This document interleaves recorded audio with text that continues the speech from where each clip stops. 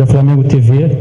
Queria saber, depois desses 180 minutos contra o Atlético Mineiro, né, o que fica de aprendizado depois desses dois jogos, de placares distintos, que você tira de aprendizado em relação à parte tática, mental também, visando essa sequência? Sempre, como eu falo sempre, todo jogo deixa um aprendizado, deixa uma guia para onde podemos melhorar, onde podemos evoluir como equipe e também coisas positivas. Não é um adversário fácil, esperávamos esse jogo difícil e um resultado que dói, mas que está em aberta a eliminatória ainda. Boa noite, Felipe. Natália Brasil, da Rádio Roquete. Queria te fazer uma pergunta que ela tem a ver com o jogo, mas tem a ver mais com um jogador especificamente. No jogo passado contra o Atlético Mineiro, no final do jogo ali a gente viu a movimentação de você cumprimentando os jogadores, e a gente percebeu que o Hulk fez uma reclamação ali do comportamento do Alacian. Hoje, quando ele entra em campo, em algumas oportunidades a gente vê ali que os jogadores, né, chegam ali e tem uma discussão, e no final acabou tendo realmente um momento ali mais adverso entre ele e o Lianco e o Everson. Então eu queria saber de você, que foi um jogador muito experiente, passou aí por toda essa sua experiência em campo, agora é treinador, um menino jovem desse que foi teu também na base. O que você acha dessa situação? Como que vocês tratam isso internamente? Eu acho que o Wallace é o jogador que é pelo caráter que ele tem, pela personalidade que ele tem. É ele, é o jeito dele, ele não tem que mudar, tem que continuar sendo ele. E sim, vai irritar alguns jogadores, vai irritar outros. O que ele não pode nunca é ser violento, ser agressivo. Ele tem que continuar jogando dessa forma que ele está, que ele entra, ele incendeia o jogo, já nos deu muitas alegrias. E os adversários que se irritem também acontece com os outros. Eu, particularmente, a única coisa que eu não quero é que ele atue de forma violenta ou então xingue, insulte algum jogador do campo, ao contrário. Mas eu quero que ele continue sendo ele, que ele continue sendo esse cara com esse caráter, essa personalidade. Oi, Felipe. Boa noite. Sérgio Lobo aqui. Queria que você falasse sobre os estreantes. Você hoje colocou durante a partida os três, o Samuel Lino, o Emerson Royal e também o Saul, mais para o final. E ficou muito claro para quem hoje estava no Maracanã que o Samuel Lino está muito pronto, inclusive até para, se você quiser, de repente, utilizá-lo com mais minutagem, enfim. Mas eu queria a sua avaliação sobre os três e se realmente os outros dois ainda estão um pouquinho abaixo no aspecto físico em relação ao Samuel. Nenhum dos três vinha... Bom, o Samuel jogou o Mundial e teve pouco tempo parado e vinha treinando, né, no Atlético. Os outros dois tiveram um tempo mais parado, bastante tempo sem jogar, mas eu acredito que rapidamente eles vão entrar na forma física, vem treinando. Hoje tiveram minutos e pouco a pouco eles vão estar em forma, porque são jovens, como eu falei, jovens em forma, não tem problema de peso, e é questão de treinos e minutos de jogo. Boa noite, Felipe. Léo José, do Coluna do Fla. Continuando na questão aqui dos estreantes, mas puxando especificamente para o Samuel Lino, ele chega para uma posição que já tem Everton Cebolinha e também o Bruno Henrique. São dois jogadores que já estão há um tempo a mais no Flamengo, tem aquela questão de hierarquia, mas eu queria entender como que a comissão técnica, você especificamente, como que vocês entendem essa colocação do Samuel Lino meio que atropelando a fila do Everton Cebolinha e do Bruno Henrique? Ele chega de fato hoje para ser o titular do Flamengo? E o Michael? O Michael também. Não, então, para mim não existe ninguém com a camisa de titular, não existe ninguém com a vaga no time sem demonstrar no campo e sem trabalho, né? Mas a gente sabe da qualidade do Samuel, da hierarquia que ele tem, do diferencial que ele é quando ele pega a bola, e é justamente o jogador que precisávamos para essa posição, um jogador desequilibrante e determinante na área do adversário. Então, depois eu sempre falo, o campo fala e vai jogar o melhor. Boa noite, Felipe. Bruna Medeiros, do Disfla. Hoje o time apresentou muita dificuldade de criação antes dos estreantes entrarem, né, principalmente do Samuel Lino. Qual a sua avaliação dessa dificuldade? Faltou um meia, talvez ali, mais de criação, mais característico. O que você avalia aí dessa dificuldade hoje? Obrigado. Bom, primeiro que jogos contra o time do Cuca nunca são fáceis, né? São sempre jogos assim, muito pelos encaixes individuais, pelas perseguições e porque muitas das vezes os jogadores não conseguem e acabam forçando o jogo e gerando esses contra-ataques, esse jogo de ida e volta que não nos interessa. E no primeiro tempo foi assim. Não conseguimos encontrar tantas vantagens, né, no nosso plano de jogo, na qual eu coloco a minha parte de culpa. Mas mesmo assim, criamos chance de gol no primeiro tempo. Tivemos um lançamento aí do Léo para o Pedro, que ele quase domina. Tivemos chute do Plata, algumas entradas na área com o Luiz Araújo, chute do Everton Araújo também na trave. Tivemos algumas possibilidades de gol, talvez eu me atrevo a dizer até mais que no jogo anterior, por mais que o jogo tenha sido pior. Né, porque para mim hoje o jogo foi muito ruim, não, mas foi pior do que normal na fase defensiva nossa, né? Então isso sim que nós temos que corrigir e melhorar para o jogo de volta. Como eu falei, tá tudo em aberto, mas no segundo tempo já melhoramos bastante, conseguimos criar essas chances, desmontar um pouco mais essa defesa deles para poder chegar na área do adversário. Felipe, tudo bem? Boa noite. Gabriel Orfa, canal Paparazzo Rubro Negro, revista Placar. Felipe, desde o começo do ano muito se falou sobre uma possível prioridade ao Campeonato Brasileiro, né?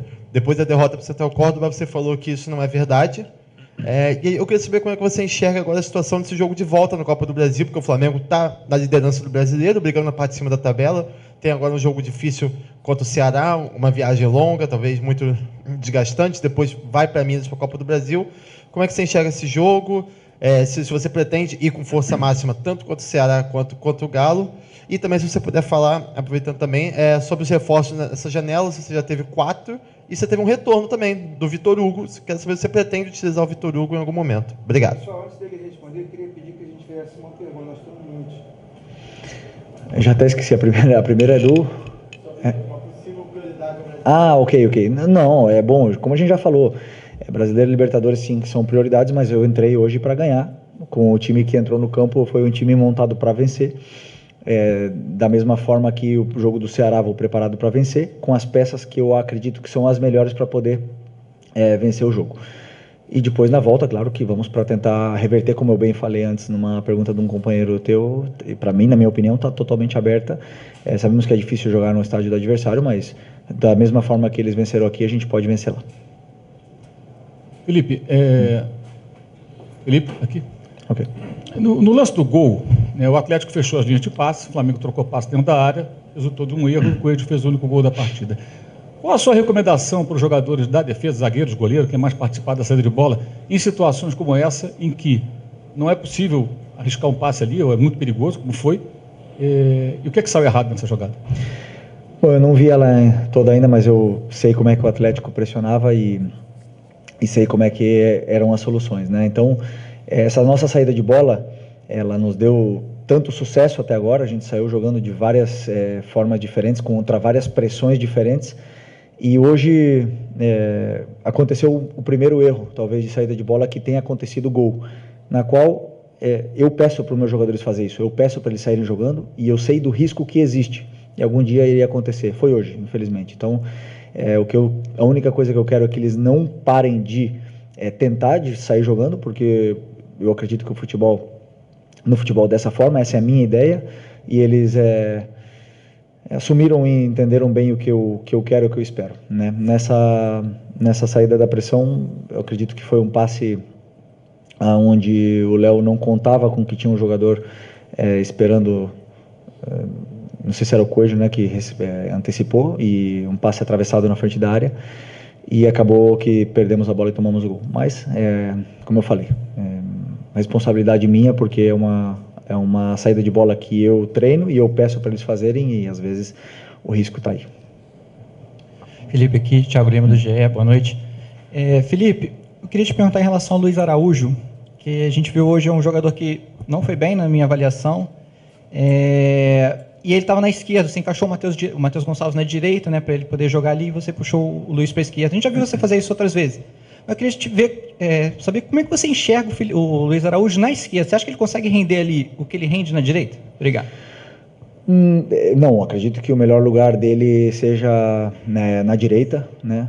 Mas hoje eu queria deixar o Matheus Gonçalves ali pelo drible que ele tem. Ele é um jogador de 1 contra 1, com esses encaixes, essa marcação individual, ele é capaz de tirar o jogador de cima, e sempre pensando em que o Luiz Araújo é letal e um finalizador nato para quando a bola chegasse dentro da área para ele pudesse fazer os gols, do mesmo jeito que ele jogou outros jogos e fez gols e deu assistências do lado esquerdo, né? Sei que o jogo em si dele não é beneficiado com ele jogando na esquerda, mas a fase de finalização dele ali, eu acredito que sim. Mas como um jogador que se sacrifica pela equipe, fez com toda a naturalidade, tentou, como você falou, não foi um bom jogo, nem dele, nem da equipe, mas isso é normal, e com certeza eu penso nele mais no lado direito. Felipe, aqui à sua direita, Gustavo. Jogadores que acabaram sendo poupados hoje, foram poupados pelos números da fisiologia, da preparação física, ou foram em virtude de ser a Copa do Brasil? Não, foi um planejamento onde eu decido os jogadores, né? E nenhum deles, nem o Arrascaeta, nem o Jorginho, tinham sido vetados, mas eu acredito que pela sequência que eles estão tendo, também pelos dados, né? Mas pela sequência que eles estão tendo, não seria prudente colocá-los hoje e depois domingo também, então decidi por outras opções, também que encaixavam com o plano de jogo que eu tinha pensado, no caso o Matheus Gonçalves, no caso o Luiz Araújo, pensando no que poderia ser a partida, e também nas trocas. Então, no outro jogo, o Arrascaeta, que teve em campo, não foi beneficiado por esse plano, então optei por outras trocas hoje, optei por descansar ele para ele poder ter treinos aquisitivos e chegar bem no final de semana e na semana que vem. Felipe, boa noite. Pablo Rua, aqui do canal Voz do Ninho. Na semana passada elogiamos a bola parada do Flamengo, que o Flamengo tinha feito 3 gols, dos últimos 4 gols foram 3 de bola parada. Agora, se tornou algum motivo também de preocupação, porque a bola está entrando um pouco com ela no chão de forma central também, ou isso você está vendo com normalidade? Qual é a preocupação? Desculpa, não... Se você tem alguma certa preocupação, porque a bola também não está entrando com ela jogada no chão, né? Só bola aérea praticamente. Não entrou. Hoje tivemos muita chance de gol, na minha opinião. Na minha opinião, não. Na verdade, tivemos chances de gol muito mais do que no último jogo. Tivemos bolas na trave, tivemos a chance do Lino, tivemos chances de fazer gol, tivemos gol impedido. A criação, ela muito é bloqueada pela qualidade defensiva do adversário. E como eu falei para vocês podem olhar nas estatísticas aí quantas vezes os times do Cuca são goleados, né? É difícil de entrar na defesa dele porque é um time que defende bem, porque o modelo de jogo passa muito por essa fase defensiva. Então são times que te geram dificuldades na criação. Vão existir outros jogos que não vão ser assim, vão ter jogos que sim. Então eu acredito que o time eles estão com as soluções, e depois, claro, vão ter dias que vão estar menos finos, como o caso de hoje. Aqui, Felipe, boa noite. Felipe, o gol do Atlético, ele sai numa jogada que eu acredito que seja uma das que você mais ensaia, pelo menos nos treinos que a gente teve acesso. A gente sempre via ali essa jogada de saída, tocando por baixo e tal, e acabou saindo o gol do Atlético hoje nessa situação. O Flamengo perdeu o jogo e vai para Minas Gerais com uma situação delicada, porque agora o Atlético tem pelo menos a vantagem do empate. Queria saber como é que foi a conversa sua com os jogadores depois do jogo, para não deixar essa peteca cair, para eles continuarem acreditando e para acreditar numa possível virada no jogo da próxima semana, já que no retrospecto, em 2022, o Flamengo perde o primeiro jogo para o Atlético, depois vira aqui no Maracanã. No ano passado, o Flamengo vence dentro da Arena do Galo e é campeão da Copa do Brasil. Queria saber se você já teve essa conversa com os jogadores e como é que foi, já visando uma possível virada na semana que vem. Obrigado. Não, depois do jogo, claro, com a cabeça quente ali, não tem conversa, mas é muito claro, faz parte do futebol a derrota, né? Não foi a primeira do ano, né? E não sei, mas provavelmente não vai ser a última. Então a derrota ela faz parte. E eu sempre gosto de mostrar para eles o porquê perdemos, o porquê jogamos mal, ou não jogamos tão bem, e por que ganhamos e por que jogamos bem, ou ao contrário, porque às vezes se ganha, mas não joga bem, né? Então, eu gosto de ser muito realista com o que está acontecendo. Amanhã temos poucos tempo até o jogo do Ceará, mas amanhã vou simplesmente analisar, rever todo o jogo novamente e passar para eles o que aconteceu no jogo para que esses erros sejam corrigidos. Mas a derrota, o resultado negativo, ele faz parte do futebol e claro que os jogadores estão com muita dor ainda dessa derrota, eu também, o que mais, mas sei que faz parte dessa nossa profissão e levantar a cabeça o mais rápido possível para poder vencer final de semana. Boa noite, Felipe, aqui, Sidão Marinho da Litoral News. No primeiro tempo, né, você falou um pouco sobre esse jogo mais acelerado da equipe do Flamengo. Eu senti um buraco dentro do meio de campo da sua equipe. Você acredita que teve falta de uma presença do Jorginho ou então do próprio Saul? Queria até que você explicasse qual seria a minutagem desses dois jogadores, né, qual seria a disponibilidade deles para o jogo. E até no gol sofrido, faltou ter um homem de armação mais potente para vir buscar essa bola, para jogar para a parte ofensiva? Obrigado. No gol? No gol foi um tiro de meta, não foi? Sim, mas se faltou essa presença de um meia de armação para vir buscar essa bola, o Jorginho faz muito isso. Bom, vamos lá. Primeira questão, o buraco que você via no meio campo era fazia parte do nosso plano de jogo. Os dois volantes estavam posicionados, mesmo se o Jorginho estivesse no campo, estaria posicionado no mesmo lugar dos outros jogadores, tanto do Alan como do Everton Araújo. E esse buraco existia para gerar esse espaço para a gente depois buscar essa bola, né? Então fazia parte do nosso plano de jogo. E por vezes saiu certo, a bola entrou por dentro, porque é um time que permite jogar por dentro. Ele bloqueia essa marcação individual, bloqueia teus jogadores, e depende muito da qualidade individual, de ele tirar o jogador de cima, de vencer duelos e evitar passes verticais. E hoje tivemos muitas vezes esses passes verticais que nos geraram esses contra-ataques de ida e volta. E repito, sobre o Jorginho, no gol do Atlético Mineiro, ele estaria posicionado no mesmo lugar do Everton Araújo e do Alan. O gol foi um erro de passe, onde o Léo Ortiz estava, acho que, livre. Mas acontece, como eu falei, acontece. Cada jogo a gente prepara um tiro de meta, um plano de jogo em função do plano de jogo que a gente tenha, e às vezes são diferentes, às vezes tem um meio armador, às vezes não, vocês podem analisar também. Mas hoje, infelizmente, aconteceu esse gol, na qual não tem problema nenhum para mim, porque, como eu falei, o risco ele existe, ele sempre vai existir, e hoje aconteceu, e o importante é que a gente possa corrigir e não exista mais. Felipe, boa noite, aqui à sua direita. Maurício Luiz do Lance. Você falou em mexer no time por conta de desgastes, da sequência, etc. Mas dois jogadores que têm maior minutagem no ano são o Léo Ortiz e Léo Pereira. O Danilo, obviamente, lidando com problemas de lesão durante a temporada e enfim, também foi ausência hoje.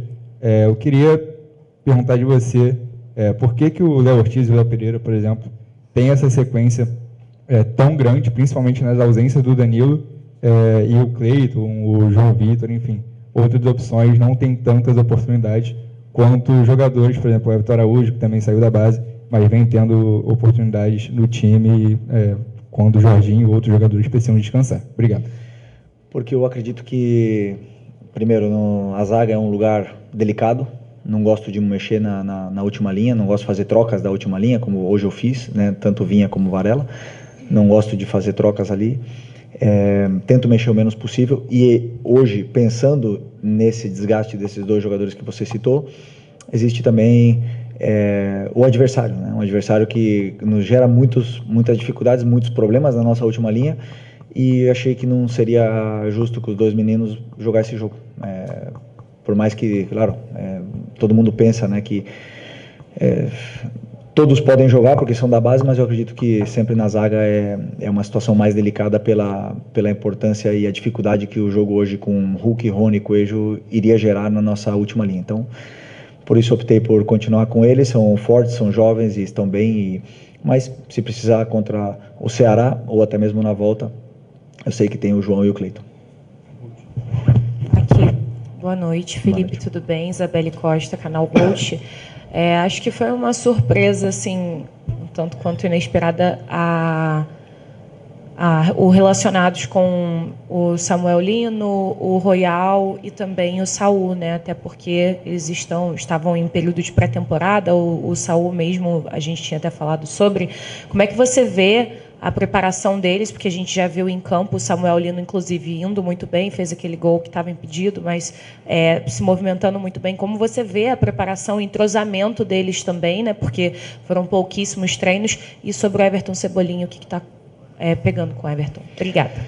Bom, o Cebolinha está com uma tendinite, mas isso é assunto do médico, né? Mas eu sei que ele está com uma simples moléstia aí na parte do tendão e em breve voltará, que precisamos dele também. E sobre os reforços, eles já tiveram conteúdo, já tiveram os vídeos necessários para entender como a gente joga. É da mesma forma que eles jogavam nos clubes deles. Então não tem nenhuma novidade para eles, e eu vi eles treinarem. A gente recebeu também os dados físicos deles e achamos que não teria risco colocá-los nesse jogo. Então, com tantos desfalques que temos, eu optei por trazê-los nessa relação. E a partir daí agora somar, como eu falei, treinos, minutos e minutos de jogos, minutos de treinos, para que possam entrar nessa dinâmica da equipe o antes possível, que com certeza vão ser muito importantes para nós. Obrigado. Okay? Boa noite, pessoal. Valeu.